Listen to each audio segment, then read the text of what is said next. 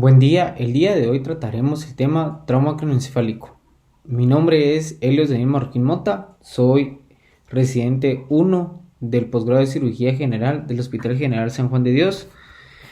Iniciaremos este tema con el contenido que hablaremos acerca de la epidemiología, la fisiopatología, la valoración clínica e imagenológica inicial, neuroimágenes, tanto del trauma craneoencefálico como el trauma raquimedular, el manejo prehospitalario de ambos, el manejo dentro del servicio de urgencia, el manejo quirúrgico que requiere cada uno de los traumas, así como el manejo del trauma craneoencefálico y raquimedular en cuidados intensivos.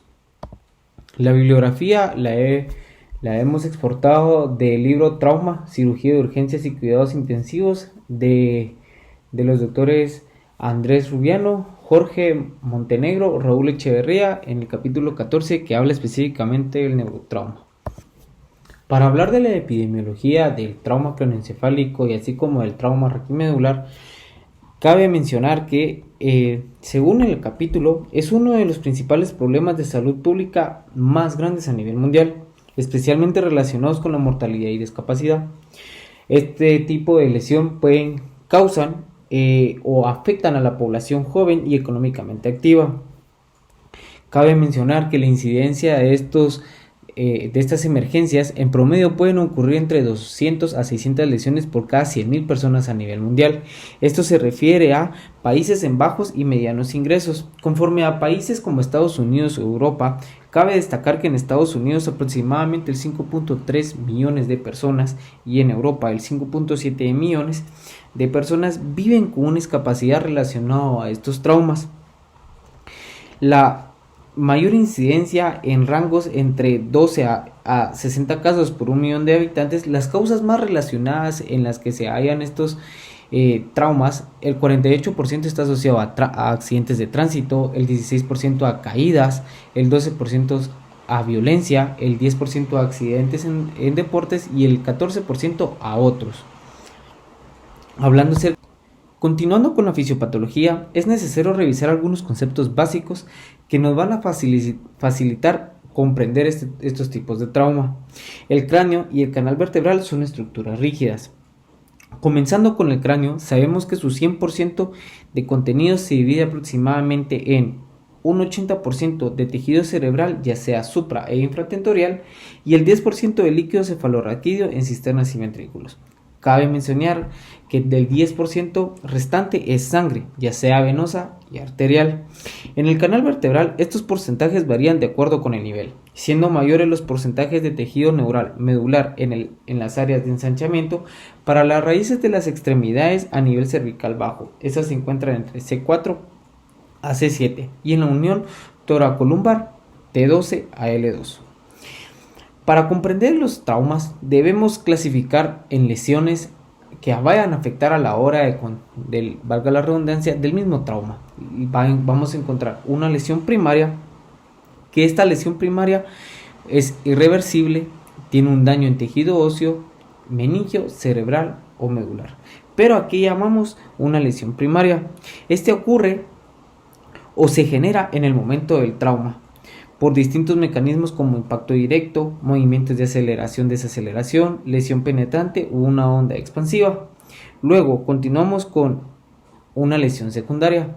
Comienza en los primeros minutos después de la lesión. Progresa limitada con atención inicial de calidad y oportuna. ¿A qué nos referimos con esto? Entre más o antes logremos encontrar la causa del trauma, nuestra lesión secundaria va a ser menos a la que en algún momento se pueda esperar, ya sea porque adicionalmente puede limitarse si se alivia el proceso con una compresión mecánica debido a que puede ser un drenaje y colección sanguíneas, y esto puede generar un espacio adicional para el tejido cerebral o medular en un proceso de inflamación. Esto nos ayudaría a reducir una lesión secundaria. Continuamos con la lesión terciaria.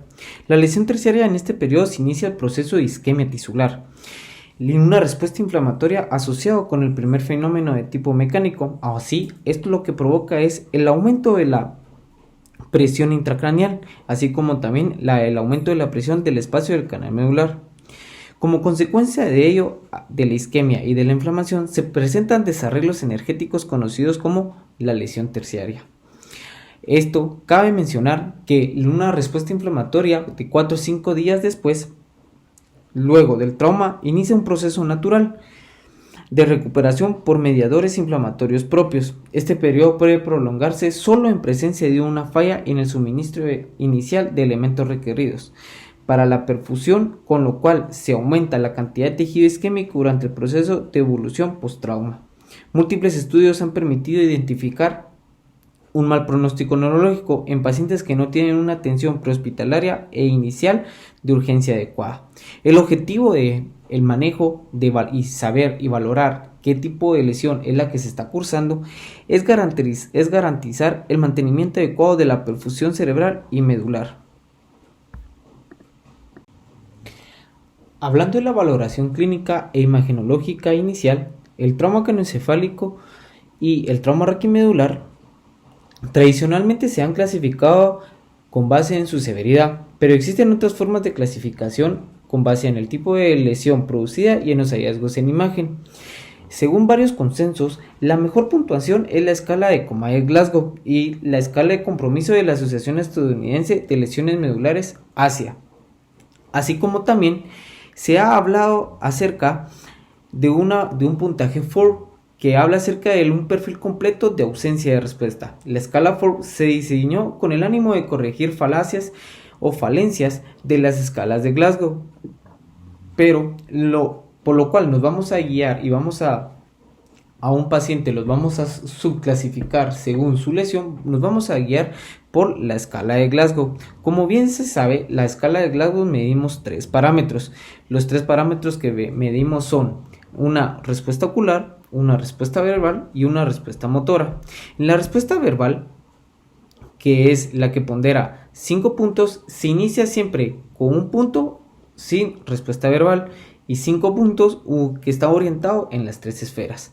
La respuesta ocular, que vamos a tener 4 puntos, la 1 es sin respuesta ocular y la 4 es una respuesta espontánea.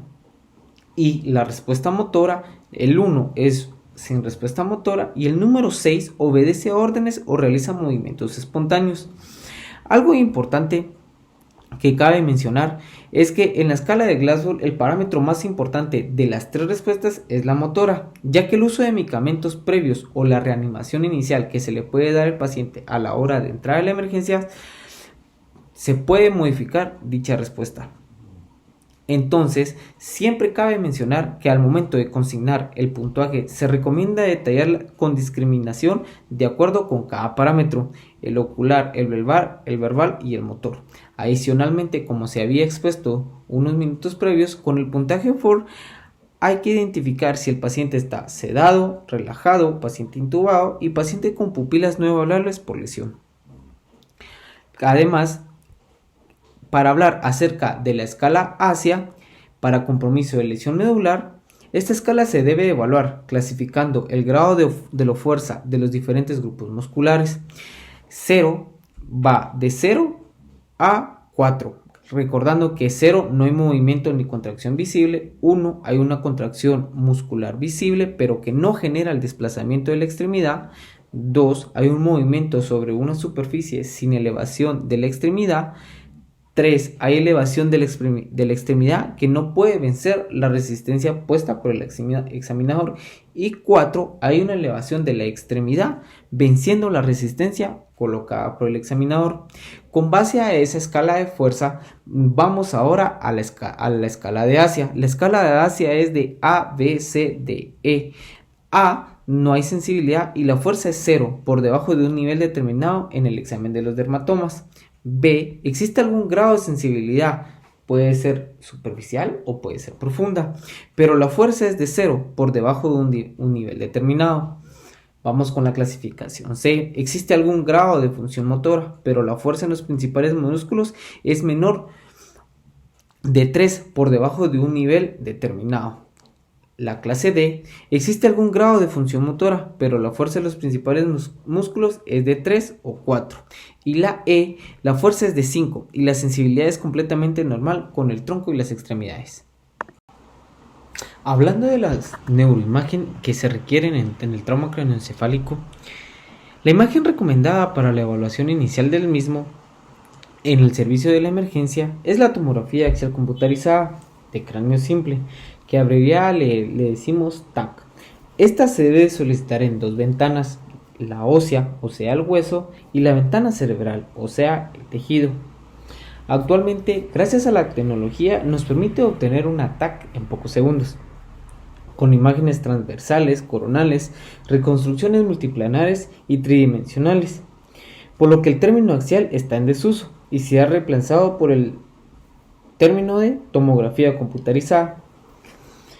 En pacientes que se presenten con fracturas de cara o fosa anterior, es importante solicitar cortes coronales de la ventana de hueso, si es posible posicionar al paciente en ese caso.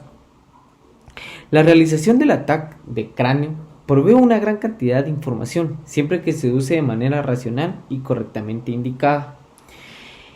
Para comprender y clasificar de forma adecuada los traumas que se tienen y que se identifican en las TAC, debemos de recordarnos acerca de las unidades Hounsfield. Estas unidades permiten identificar tejidos en diversos tonos de grises, estableciendo correlaciones con las imágenes denominadas hipodensas, isodensas o hiperdensas.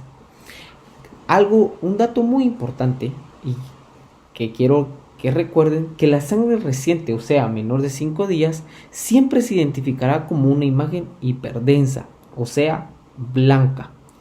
El hipodenso, que se encuentra en unas unidades Hounsfield de menos 1000 a más 10, en los cuales encontraremos siempre el aire, la grasa, el agua.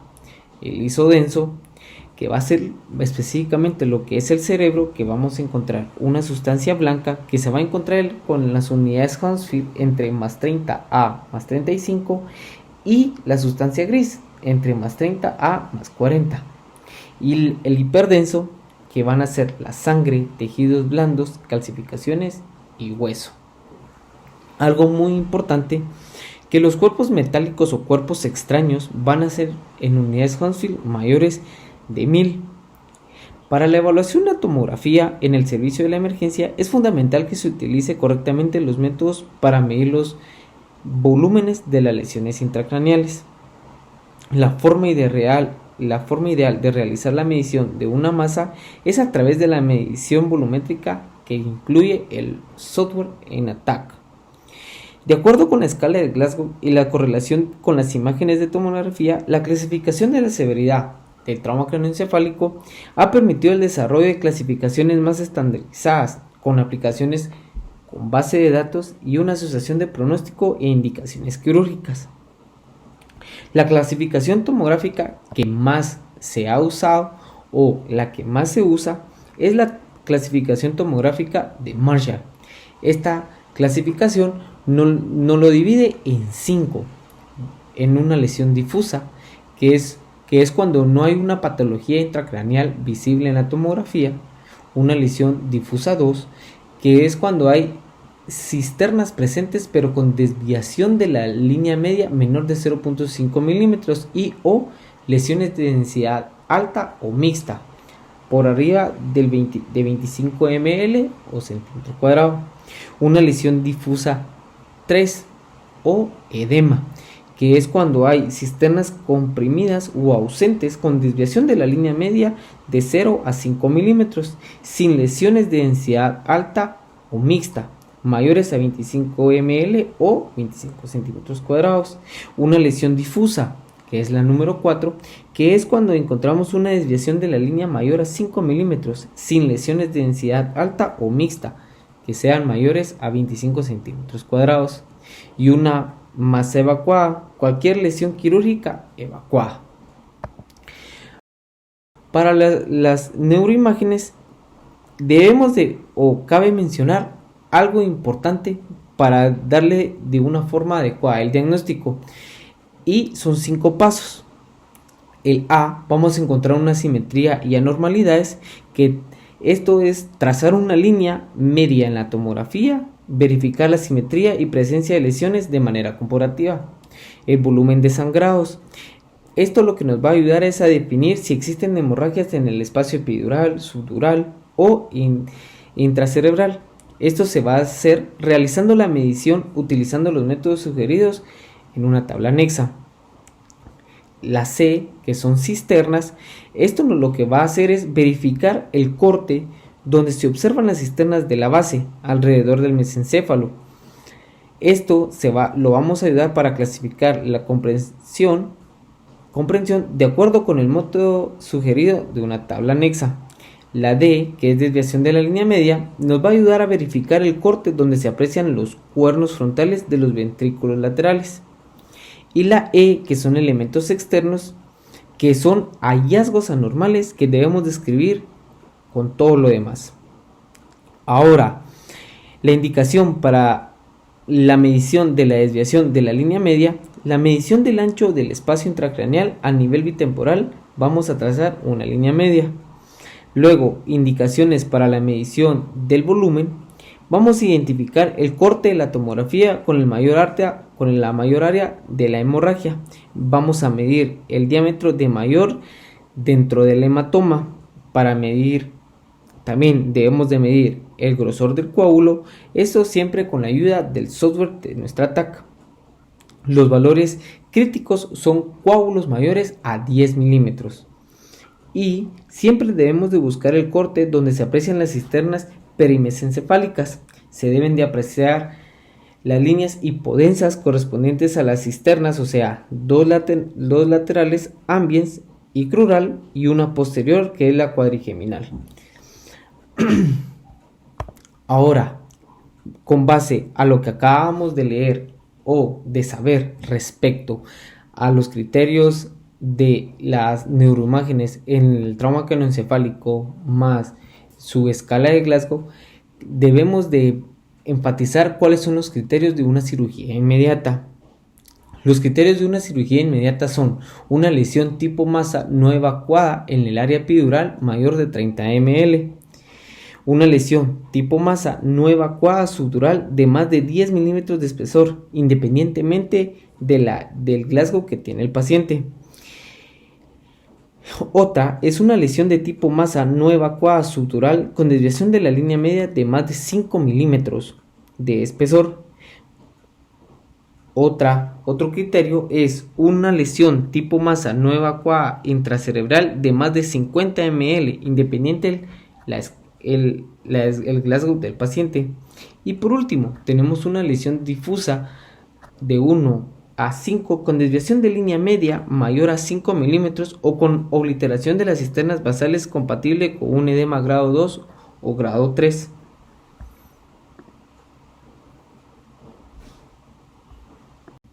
Hablando de neuroimagen en trauma raquimedular, el estudio básico es la radiografía translateral de columna cervical. No hay inconveniente que se realice a través del collar cervical.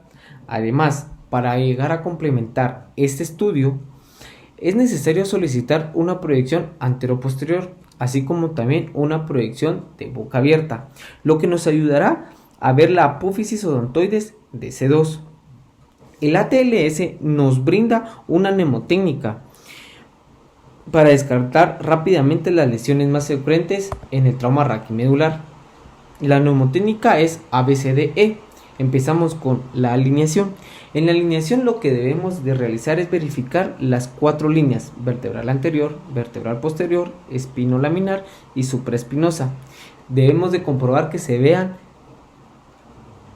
que se aprecie o que se vea C7. Además, en el B, que es la vértebra, vamos a comparar los cuerpos vertebrales, verificar que todos tengan la forma completa sin trazos de fractura.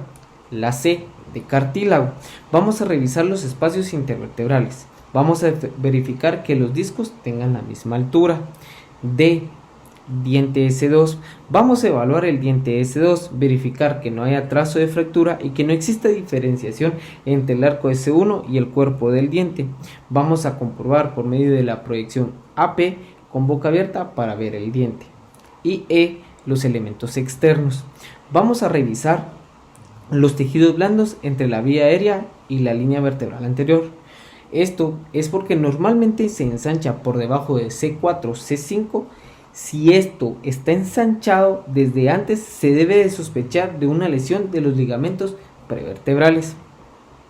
Para continuar con la clasificación de un trauma raquimedular, debemos de usar el sistema de clasificación AO para trauma raquimedular. El sistema de clasificación AO agrupa las fracturas en 4 categorías de acuerdo con el componente óseo lesionado.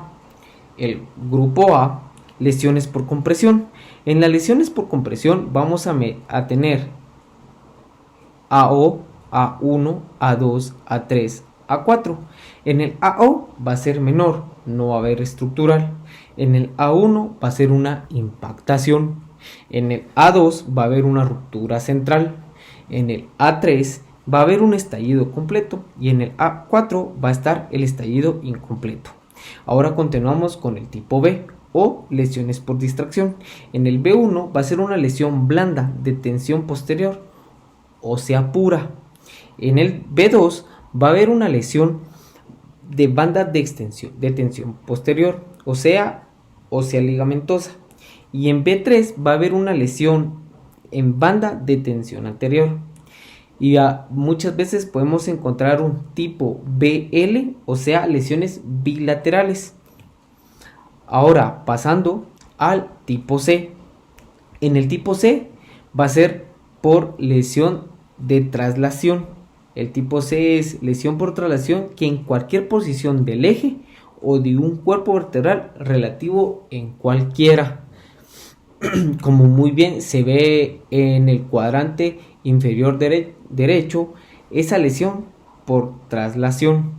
Cabe mencionar que también hay unas lesiones por facetas que vamos a encontrar que ya son en el F1 una fractura de faceta no desplazada, en el F2 una fractura de faceta con inestabilidad potencial, en el F3 va a ser una masa lateral flotante y en el F4 va a ser una subluxación patológica o dislocación terciaria o facetaria.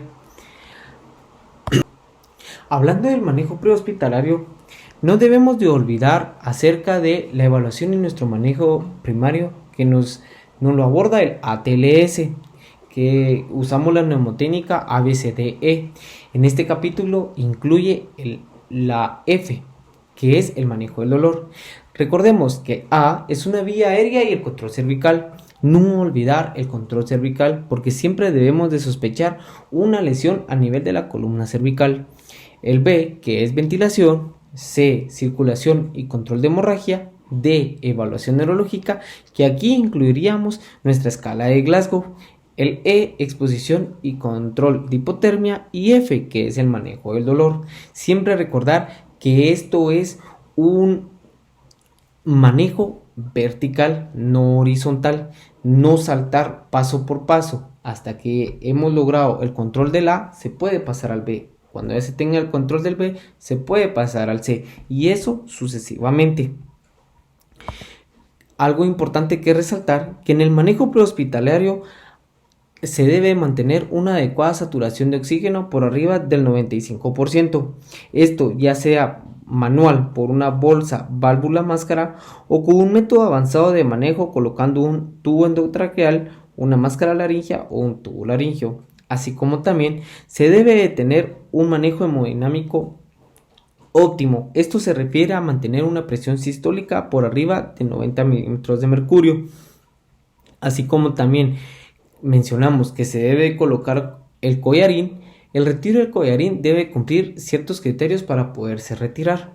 Uno de ellos es una escala de Glasgow de 15 puntos y Asia que sea tipo E, que tenga ausencia de parestesias y alteraciones sensitivas, que tenga ausencia de lesiones asociadas de tórax y o abdomen. Otro criterio es ausencia de dolor en columnas vertebral o musculatura cervical.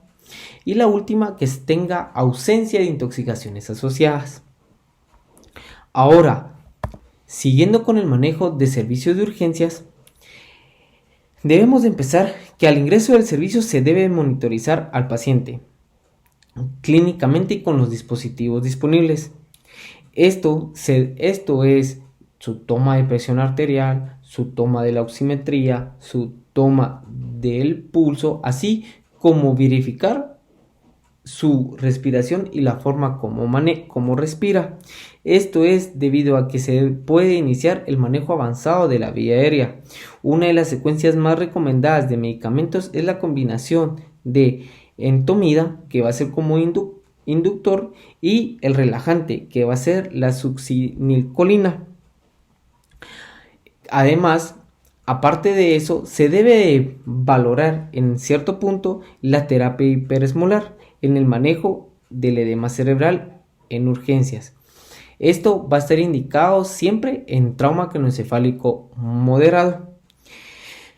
La tomografía de control debe realizarse en las primeras de 4 a 6 horas luego del ingreso del paciente para evidenciar los cambios de clasificación en la clasificación de Marshall.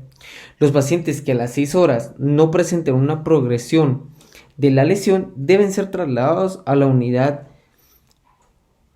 de cuidados intensivos si ellos mismos requieren de un soporte ventilatorio o hemodinámico. Nunca se debe pensar en la posibilidad de un shock neurogénico sin haber descartado otras fuentes de hipotensión, ya sea una hemorragia abdominal o una hemorragia pélvica, un trauma cerrado de abdomen. Para iniciar la terapia hiperesmolar, la cual es dirigida a minimizar el edema cerebral, debe iniciarse una vez se logran las metas básicas ventilatorias, una oximetría por arriba del 95% y una presión arterial sistólica por arriba de 90 milímetros de mercurio. En pacientes con estabilidad hemodinámica puede usarse solución salina hipertónica al 3%, al 7.5% y al 23%, o el manitol a 20%. Si el paciente tiene esta inestabilidad hemodinámica, el manitol se contraindica y debe utilizarse únicamente solución salina hipertónica. Una preparación rápida es en 250 ml de solución salina más 120 ml de cloruro de sodio, colocarle eso en una vía intravenosa de 1 a 4 cc kilogramo entre de 4 a 6 horas en bolus. Hablando del manejo del paciente en estado no grave leve y el trauma raquiomedular torácico bajo o lumbosacro, cabe mencionar que se debe ver la presencia de cefalea, alteraciones sensitivas o motoras, desorientación, visión borrosa o vértigo. Los pacientes con trauma craneoencefálico leve que no tengan indicación quirúrgica pueden ser observados previo manejo de su estado hemodinámico y ventilatorio. El paciente con trauma craneoencefálico severo de 15 con una tomografía normal puede darse de alta con recomendaciones de presentación de los signos antes mencionados. Los pacientes con escala de Glasgow de 13 y 14 puntos con una tomografía normal debe ser observado para identificar la causa de la alteración de Glasgow. Ya esta alteración puede ser dada por medicamentos, por alcohol o abuso de sustancias. Para evaluar los componentes de fuerza y sensibilidad con pacientes de Glasgow menores de 15 puntos se consideran los siguientes estímulos nociceptivos: compresión del lecho ungueal en las 4 extremidades, presión external con nudillos, compresión en la fosa axilar o presión sobre los rebordes órbito superior. Una vez que se realiza el manejo inicial, se puede proceder a realizar una reclasificación del trauma craneal asociado de la siguiente manera. La escala de Glasgow leve está entre 13 y 14 puntos, moderado entre 9 y 12 puntos y severo va a ser menor o igual a 8. Recordar que una escala de Glasgow menor o igual de 8 puntos siempre requerirá colocar al paciente bajo ventilación mecánica para proteger su vía aérea. Las heridas penetrantes pueden manejarse con profilaxis, una profilaxis temprana, si va a hacerse una cirugía inmediata. Se recomienda el uso de cefalosporinas de tercera generación como la ceftriaxona, utilizando 1 gramo cada 12 horas. Para heridas penetrantes que no van a ir a cirugía o fístulas de líquido cefalorraquídeo-activas que deben de realizarse un estudio complementario para diagnosticar infección y empezar un tratamiento específico. Es importante recordar en la evaluación del trauma raquimedular que existen patrones característicos de los denominados síndromes medulares. Está el síndrome centromedular, el síndrome medular anterior, el síndrome medular lateral y el síndrome de cauda equina y cono medular.